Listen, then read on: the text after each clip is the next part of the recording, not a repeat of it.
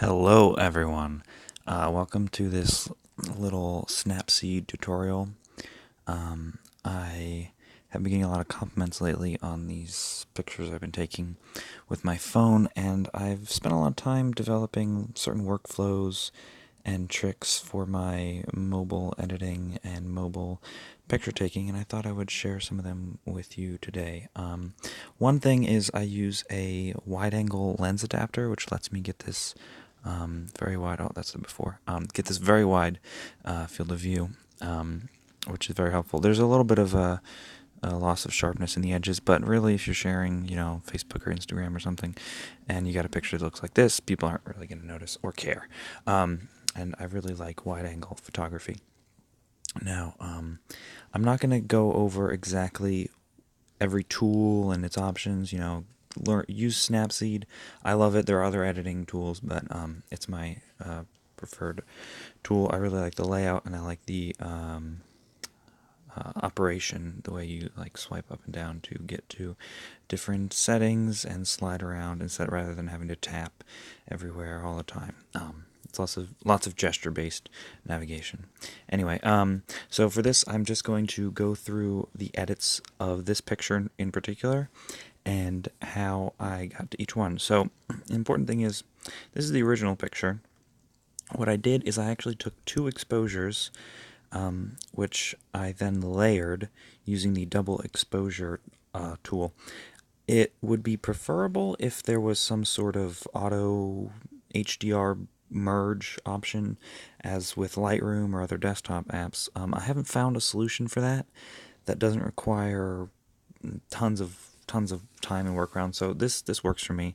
So the image I have is I set the opacity to 100, so you can see they're not perfectly lined up because when you take pictures, your hand jostles a little bit. But so this is a whole another subject. Really, is this technique that I've sort of put together, because it's good to have a sharp, as you see in this image, you have a sharp. Oh, accidentally did not want to do that. Okay.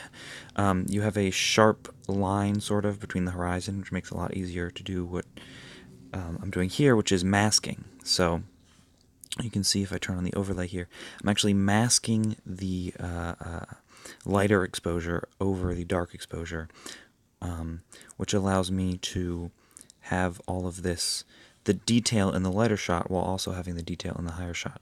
And that means that I can get way more dynamic range. It doesn't really work for very complicated scenes. I've tried to take some of like complicated railroad tracks and stuff, and all the lines, and it just, I ended up spending so much time masking that it wasn't worth the effort. But for something like this, I really enjoy using this technique for landscapes. Now, next I do some basic tuning. I really like lots of saturation. I'm going to just go through real quick the settings I use for here, or for this. You can see ambience is very nice because it gives you even more dynamic range, but it can be a little overdone if you do too much. But so really just tweak all these. Be careful about shadows, because if you're working with a high ISO, you're going to get lots of colors in your shadows, like greens and purples. And then details is a very just simple, if I go before details and after details, it's just sharpness, and it's pretty great. Other thing I like on Snapseed is the perspective tool. It's a little simple. You can see there's not much change here, but it does allow you to correct some lines and straighten things up.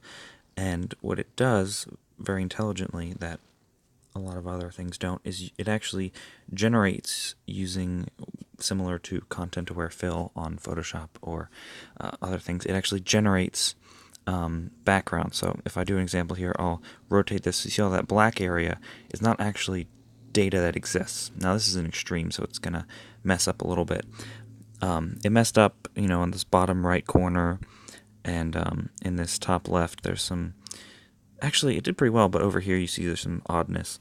But like up here and over here, usually it would have to crop in all the way to here, and you would get a much smaller image. But because of this, I'm able to, especially for sky and water and like just if you have a pretty simple scene, you can get some extra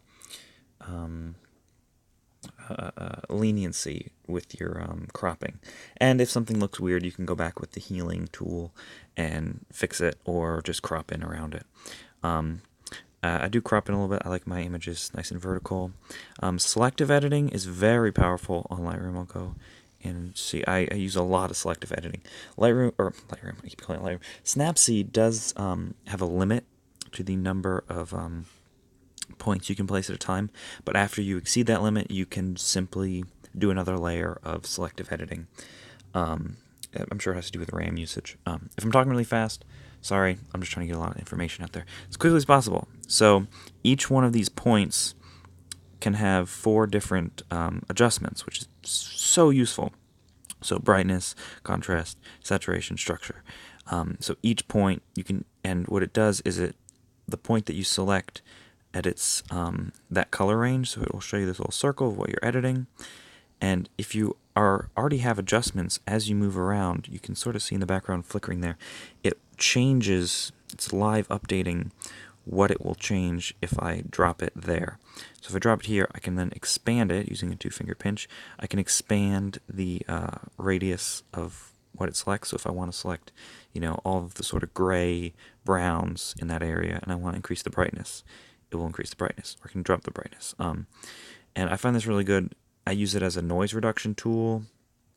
I'm not going to save these edits, so if I go here and I need to increase the brightness a lot, and this isn't a great example because there's not much noise, but structure works sort of like noise reduction. So if you select an area that has a lot of noise in it, and you make it very large, and then you lower the structure, it will smooth it out to a high degree. Again, it's not really a very noisy image. Then I usually apply a grainy film because it's just a nice way to change some of the color values. The annoying thing about Snapseed is it doesn't have hue and saturation and luminance options. I hope they add that one day, but I just use one of these to get the blues, usually just blues and reds, looking how I want. There's a few, I'll just quickly. A3, B1, B3, B4, L3, L4, and X2 are some of my favorites. There's a lot, and you can adjust them as you see fit. You can even, you can even, as with every adjustment on here, you can mask it. So you can draw in a certain area. This little button down here turns on and off the visual of the mask. So you can apply a color filter. I actually kind of like how that. You can apply an adjustment to just certain areas. And again, you can have a ton of adjustments. You can go back and change any one at any time. I absolutely love this. The curves tool is a little more advanced and only really worth it if you need the fine adjustment. But I really need to... I won't try to explain the curves tool because I don't understand it. I'll be honest. I know how to work with it, but I don't know exactly what it means. But I know that lowering the middle of green will bring in purple, and changing the there's the offset and the cutoff. There's different terms. Changing the cutoff for green adds green to the shadows, and changing the cutoff offset, I don't know. But it's very fine adjustments, and it's also how you can get this very popular look, which is a faded shadows and highlights look that you see in a lot of Instagram stuff these days and film. So if you look at the highlights there, I'm cutting down the dynamic range actually and making them sort of, I don't know if it's crushing the blacks. I don't know the terminology, but this sort of look with a very almost gray blacks and these faded tones is very popular. The rest of my edits are not set up to support this, so it doesn't really, but this sort of look is pretty popular these days. I'm not a huge fan of it. I like as much contrast and detail, and I like a lot of colors, so I stick with that. And then lastly, I just did some simple brush work which you can see if I did a couple, oops.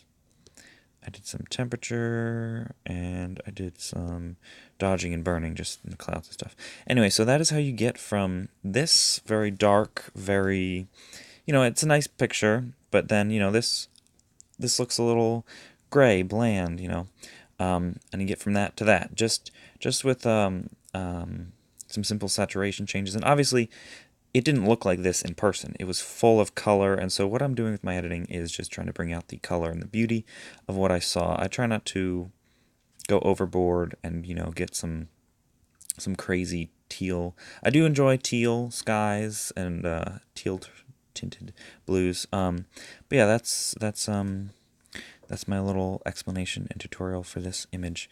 I may do more, I may not. I hope this was bearable. If you have any questions, please ask me. I love sharing information and knowledge because I spend way too much time doing this, and I want to help people if I can. Anyway, everyone have a wonderful day. Woohoo!